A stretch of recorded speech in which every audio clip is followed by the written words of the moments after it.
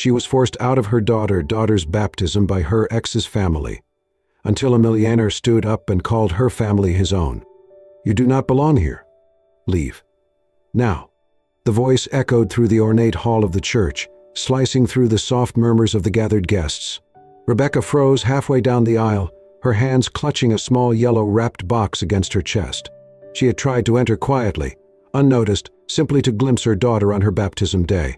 But Eleanor had seen her the moment she crossed the threshold. Eleanor Matthews, her former mother-in-law, stood from the second pew, her expression sharp as shattered glass. Her expensive jewelry sparkled under the soft lights as she marched down the aisle, heels clacking with fury. Her voice rose again, louder this time. "You lost your right to be here the day you lost custody. This is a sacred day for our family, not for discarded mistakes like you." Rebecca's cheeks flushed. She stood frozen near the back of the church, surrounded by staring eyes. Some watched with discomfort, others with thinly veiled curiosity. A few guests turned their heads, clearly not wanting to be seen witnessing the scene. No one moved to intervene. She saw him, Mark, standing beside his new wife near the front. He was dressed sharply in a navy suit, his hair slicked back, his expression blank. He did not say a word. He did not look at her. "I'm not here to cause trouble," Rebecca said, her voice shaking but soft. "I only wanted to see Lucy. Just to be here." Eleanor's face twisted. "You were told not to come. You are no longer part of this child's life. You have no place here." Rebecca glanced at the altar. Lucy stood in her christening gown, tiny hands curled around a stuffed lamb. She was giggling, her little cheeks round and rosy. She did not see her mother. She had not seen her in over a year. "I brought her something," Rebecca whispered. "Just a small gift. That's all." I said, "Leave." Eleanor barked, "Or I will have you removed." Before Rebecca could speak again, a man in a security uniform stepped forward from the side aisle. His expression was apologetic but firm. "Ma'am, I need you to come with me." "No, please, I'll leave after the ceremony," Rebecca pleaded, stepping back, still holding the gift tightly. "I'm sorry," he said, reaching for her arm. "Don't touch me," she said, panic blooming in her chest. "I'm not trying to ruin anything. I just want to be here." The guard hesitated, but then Eleanor hissed now. He took Rebecca gently but firmly by the arm and turned her toward the doors. As they reached the back of the church, Rebecca stumbled. The small box fell from her hands. She bent quickly to retrieve it, but in that moment Eleanor stormed forward. "Enough," she said coldly. She stepped forward and, with the heel of her designer shoe, crushed the box on the stone floor. A sharp crack echoed in the hush of the church. The yellow paper tore, revealing a small hand-carved wooden rattle with Lucy's name burned into the handle. Splinters scattered. The silence deepened. Gasps escaped from a few onlookers, but no one spoke. Eleanor looked down at Rebecca. "This trash is exactly like you, cheap, broken, and unwelcome." Rebecca stared at the ruined gift. Her breath caught. Her knees felt weak. She opened her mouth, but no words came. The security guard pulled her gently again. Rebecca let herself be led to the heavy double doors, her vision blurred. The sound of Lucy laughing floated behind her, innocent and unaware. The doors creaked open. The sun outside was far too bright. Wind caught her blonde hair and tugged at the hem of her dress as she stepped out onto the stone steps. The guard released her arm and returned inside without a word. Rebecca stood there alone, shoulders hunched, eyes on the cracked remains of the rattle now lying just inside the church doors. Behind her, the doors slammed shut. And still no one had stood up for her. Not Mark. Not the priest. Not a single soul. Rebecca sat slowly on the cold stone step, drawing her knees up.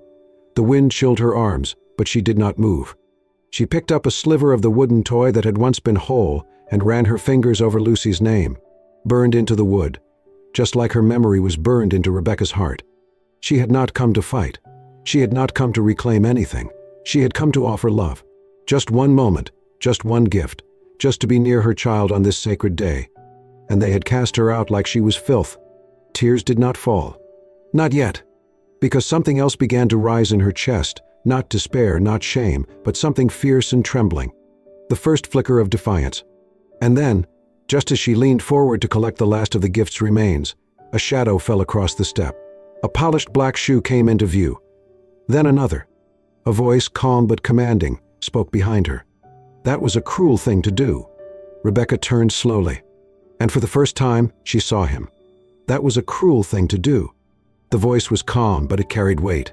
Rebecca turned toward the sound, blinking against the sunlight.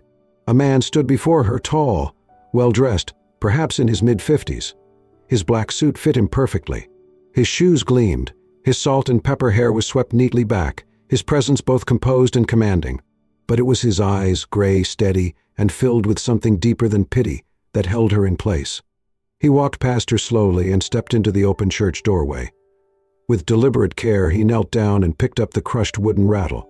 The pieces were splintered, but he gathered them gently, brushing off the dust with a clean handkerchief as if they were precious. He turned to face Eleanor, still standing just inside the doors, her mouth half open, her chin raised. He held up the broken toy and said evenly, "You did not step on this because it was worthless. You stepped on it because your heart is." Gasps whispered through the doorway. Some of the guests had risen from their seats to see what was happening. The organist had stopped playing. The silence inside the church was heavy and still. Eleanor's face turned crimson. "Who are you?" she snapped. The man stepped forward, standing tall, his voice steady. "My name is Charles Whitaker. I'm a businessman. Some call me a philanthropist, but none of that matters today. Today, I am a man who cannot stand by and watch cruelty be mistaken for dignity." He turned his gaze to Rebecca. She was still seated on the stone step, one hand on her lap, the other gripping a shard of the broken rattle. "May I help you up?" he asked gently. Rebecca hesitated, unsure what to make of this man who had appeared like a storm breaking over dry land. She slowly reached out, and he took her hand without hesitation. His grip was warm and strong as he helped her to her feet. "Thank you," she said softly, barely above a whisper. He nodded once, then turned back to the church and addressed the crowd now gathering at the doorway.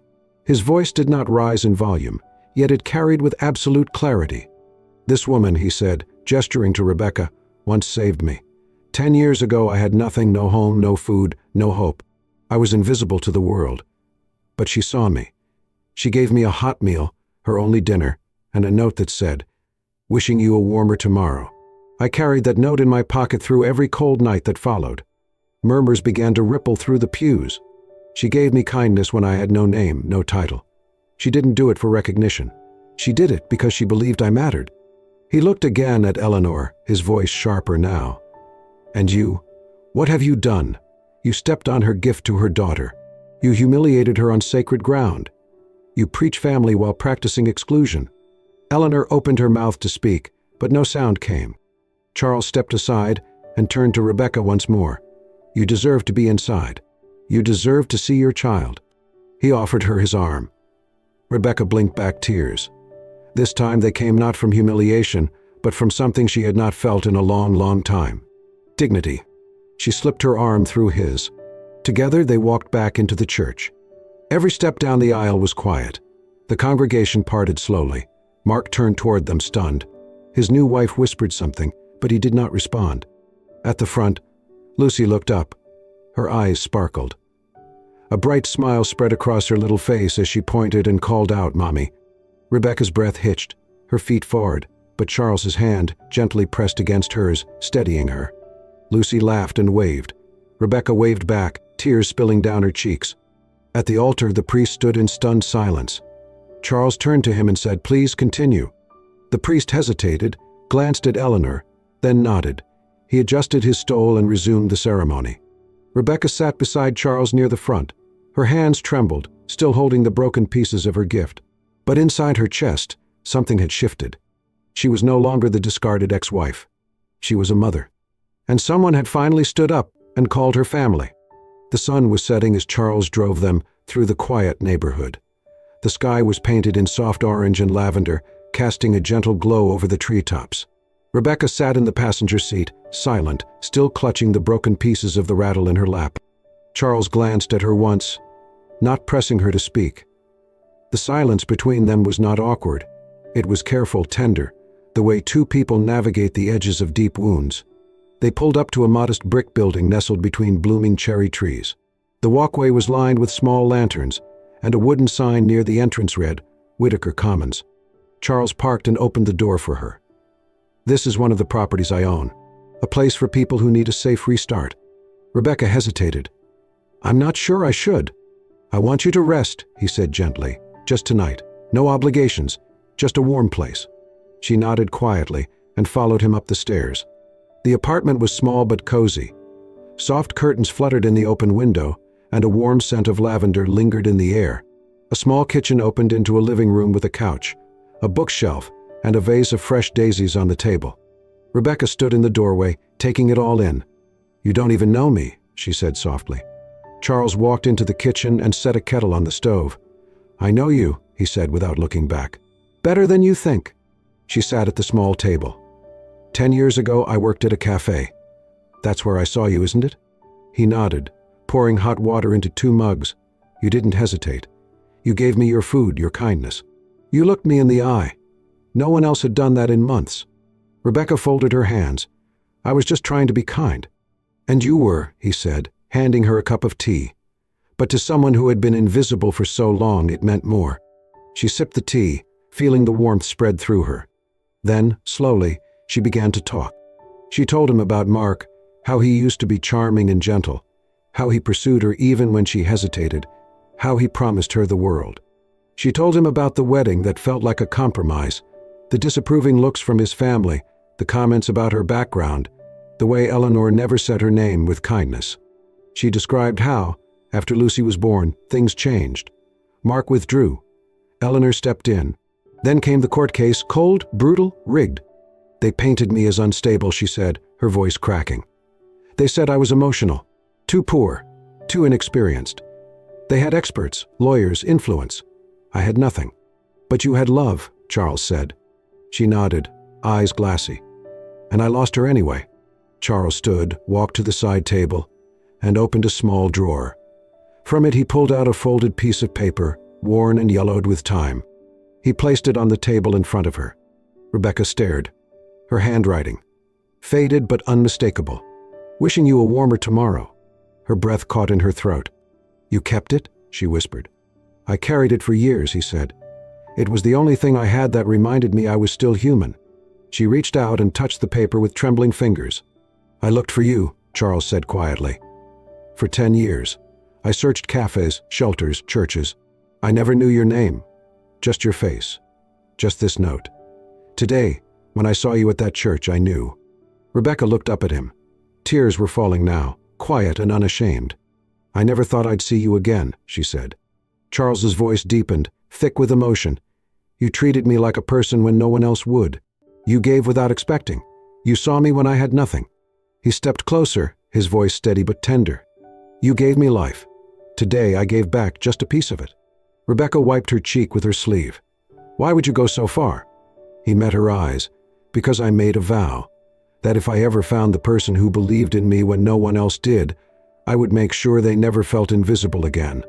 A long silence passed between them. Then he said, softly, "You saw me as human. I want to see you now as family." Rebecca's breath caught again.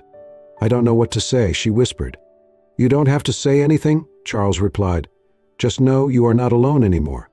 And in that small, warm apartment, something long frozen inside her finally began to thaw. Rebecca awoke to the scent of fresh coffee. The apartment was quiet, sunbeams filtering softly through the curtains. She sat up slowly and found a small folded note resting beside the mug on the nightstand. "Today, remember you are a wonderful mother." It was written in neat, slanted handwriting. Charles's handwriting. Rebecca smiled despite herself. It had only been a week since she'd first stepped into this apartment, since that awful morning at the church. And yet, something in her world had already begun to shift. When she stepped into the kitchen, the room was clean, warm, welcoming. A vase of daisies sat near the window. Her favorite tea was now tucked into the cabinet. The silence was no longer cold, it was calm. Charles wasn't around, but that didn't surprise her. He never hovered, never demanded attention or credit. He simply showed up in quiet ways. Later that day, while tidying the spare room, Rebecca found something that took her breath away. The room had been rearranged. A small twin bed now stood in the corner, neatly made with soft floral sheets. A handmade quilt was folded at the end.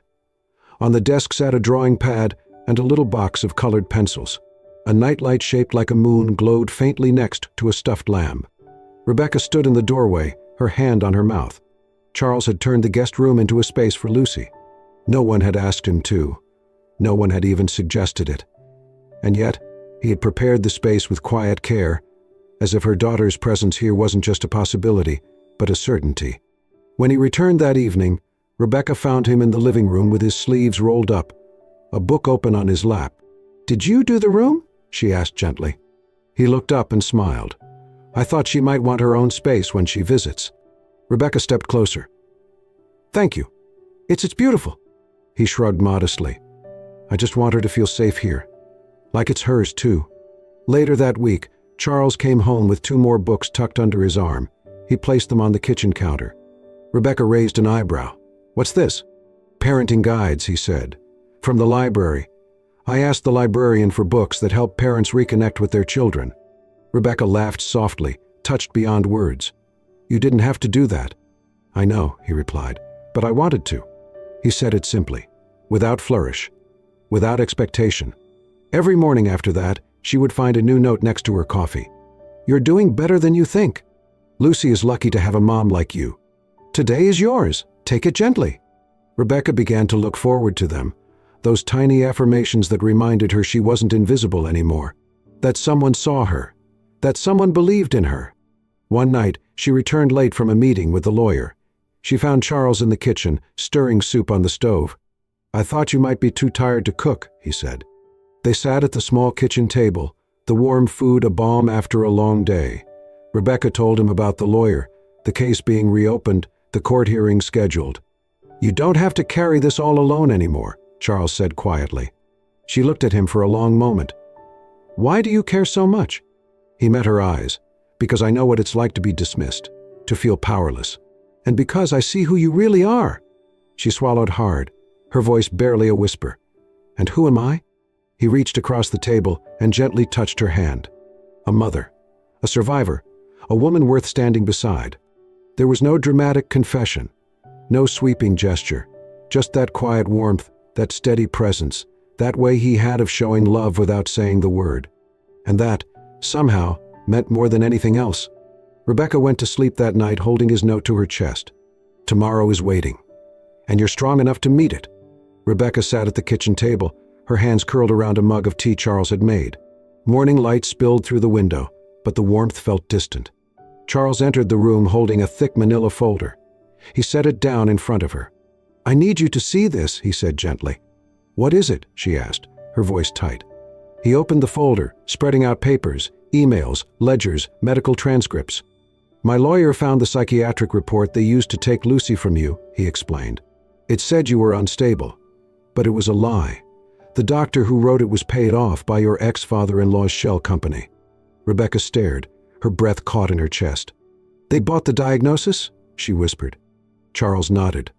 "They stole your daughter, Rebecca, but now we bring the truth to court." Charles's attorney, Claire Turner, filed a motion to reopen the custody case. She brought in a new psychologist who interviewed Rebecca extensively. The results were clear. Rebecca was stable, nurturing, and deeply committed to her child. 1 week later, Rebecca walked into the courthouse with Charles beside her. This time she was no longer trembling. She was ready. Inside the courtroom, Mark sat with Eleanor and his attorney. He avoided Rebecca's gaze. Eleanor's expression was a mask of cold confidence. Claire rose first. "Your Honor, we have uncovered compelling evidence of fraud. The psychiatric evaluation used in the original custody ruling was falsified and influenced by bribery." She laid out the trail of bank transfers, the corrupt diagnosis, and the deliberate effort to paint Rebecca as unfit. The new psychologist testified Miss Carter is emotionally healthy and a capable mother. The trauma of separation only shows her resilience. Claire closed with a simple plea: "We request immediate visitation rights and a full custody review." The judge looked to Rebecca. "Do you wish to speak?" Rebecca stood. Her voice did not shake. She turned to Mark. "You promised to protect me. Instead, you let your family destroy me. You watched them take Lucy, and you said nothing." Then she turned to the judge. "I am not perfect, but I am a mother, and no amount of wealth should have silenced that truth. I love my daughter, and I will never stop fighting for her." The courtroom fell silent. Finally, the judge spoke. "This court acknowledges the fraudulent nature of the original proceedings. Miss Carter is granted immediate supervised visitation. A custody review will be scheduled. Justice must not be bought. Eleanor gasped. Mark sat motionless. Tears welled in Rebecca's eyes, not from pain, but from vindication.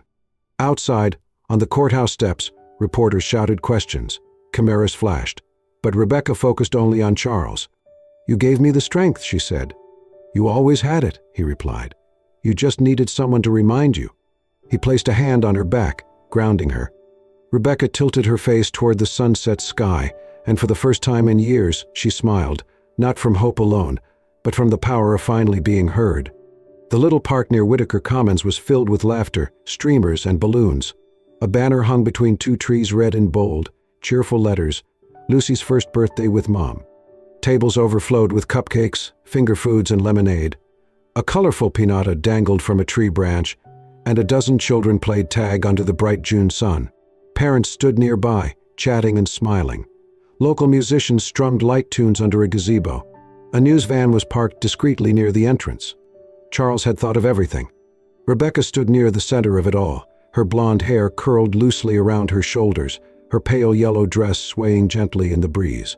She watched Lucy run barefoot in the grass, her dress stained with frosting and joy, and could hardly believe this moment was real. "This is all for her?" She had whispered to Charles when he first showed her the invitation. "For her," he said, "and for you. The world needs to see what love looks like." And the world did. News outlets picked up the story, single mother reunites with daughter after custody injustice. Charles had invited the local press not for spectacle, but to shift the narrative, to show that Rebecca was no longer hidden, shamed, or voiceless. She was here, she was present, she was mother.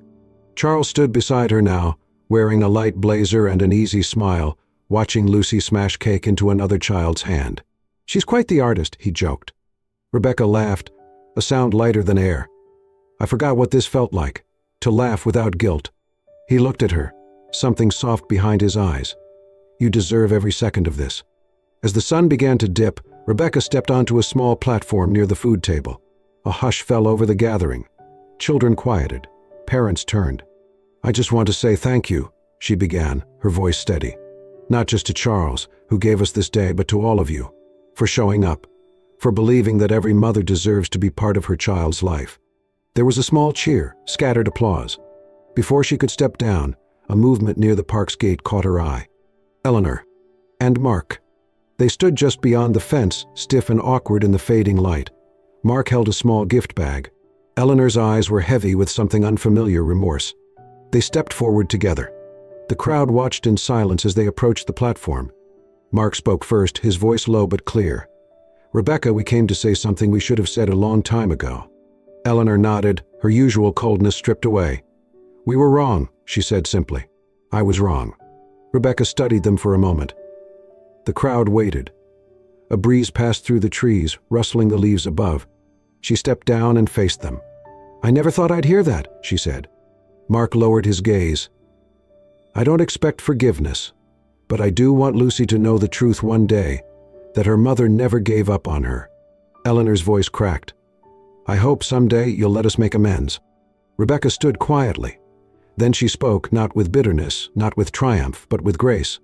"I forgive you," she said, "but I won't forget." There was no anger in her tone, only clarity. "Because it was through that pain that I found something I never had before. I found people who love without conditions, who stand by me not because they have to, but because they choose to. That's family." Eleanor's eyes brimmed with tears. She nodded slowly and stepped back. Rebecca turned, walked back to the heart of the celebration, and lifted Lucy into her arms. The little girl squealed, frosting smeared across her chin. Charles approached, offering Rebecca a napkin. She took it with a smile, wiping Lucy's cheeks, then planting a kiss on her forehead.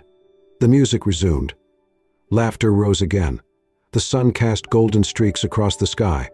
And in the middle of it all, Rebecca stood, no longer broken, no longer forgotten, but whole. With Lucy on her hip and Charles at her side, she was surrounded not by the family that had cast her out, but by the one she had built. And for the first time she celebrated not just her daughter's Otter's life, but her own. The scent of vanilla and cinnamon drifted through the bakery on the corner of Willow and Main. The freshly painted sign above the door read, "Rebecca's Hearth." Inside, croissants, lemon bars, and cookies lined the display case. But the heart of the place was in the back room, where laughter rang off the tiled walls. Rebecca stood at the long wooden counter, her apron dusted in flour, guiding a group of children, most from the local shelter, as they braided challah dough. For many, it was their first time baking, being trusted with something delicate. Here they were safe. Charles had purchased the building, but it was Rebecca's dream that gave it soul. She offered free weekend baking classes for low-income children, calling the program Sweet Starts. Lucy helped each Saturday, passing out aprons and washing bowls, always by her mother's side. Though Lucy now split time between homes, she always chose Rebecca when given the option. The bond between mother and daughter was unshakable, evident in every hug and early morning giggle over warm muffins. Charles was always nearby, quiet and consistent. He repaired shelves, stocked flour, and read at the same corner table each morning with a coffee in hand. He never asked for anything. One winter evening, after the bakery had closed, Rebecca stood at the sink, rinsing the last of the bowls.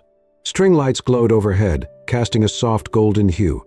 Snow drifted past the windows. Charles sat at the table, reading, the room filled with peaceful silence. "I never imagined this," Rebecca said, drying her hands and leaning against the counter. "I thought everything was over." Charles looked up with a slow smile. "You didn't lose your life. You just lost the people who couldn't see your worth." She walked over and sat beside him. "You gave me more than shelter," she said. "You helped me remember who I was." He set the book aside. "Do you remember what you asked me that night outside the church?" She nodded. "I asked why you helped me." "I said I owed you," he said quietly. "But it was more than that." He reached into his coat and pulled out a small, creased piece of paper. "Wishing you a warmer tomorrow." "This saved my life," he said. "But what stayed with me wasn't the food.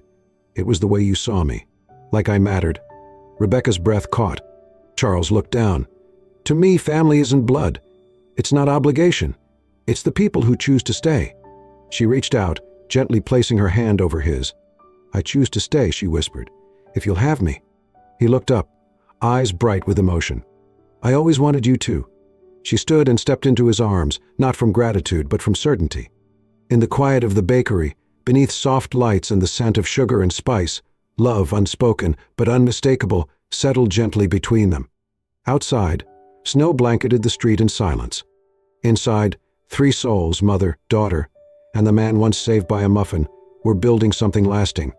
They were building a home. Spring arrived like a soft sigh over the town. Cherry blossoms drifted through the air, carried by the breeze, their petals dancing over sidewalks and catching in Lucy's golden curls. The little girl ran ahead on the park path, clutching a small paper bag filled with warm pastries from the bakery. Her laughter echoed like birdsong. Behind her, Rebecca and Charles walked hand in hand. The afternoon sun bathed them in golden light, their steps unhurried, their silence content. Charles wore his usual soft sweater and a light jacket. Rebecca had her arm looped through his, her pale blue dress swaying gently with each step. Their fingers interlaced like threads woven over time, strong and natural. As they approached a wooden bench near the pond, Lucy plopped down on the grass, unwrapping a cookie with exaggerated care. Rebecca and Charles took the bench, watching her with quiet smiles. "It feels like a dream sometimes," Rebecca murmured. Charles turned to her, his eyes kind. "I used to sit here alone," she continued, voice low. "Back when I couldn't see Lucy.